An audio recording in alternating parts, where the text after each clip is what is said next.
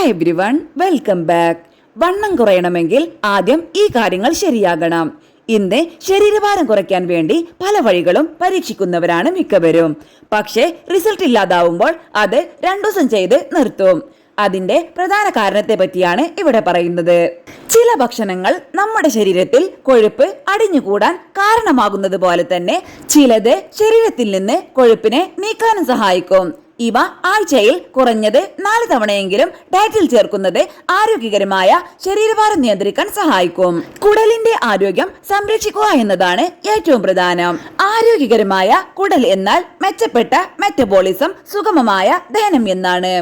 പുളിപ്പിച്ച ഭക്ഷണങ്ങൾ കുടലിന്റെ ആരോഗ്യം മെച്ചപ്പെടുത്താൻ വളരെ പ്രധാനമാണ്.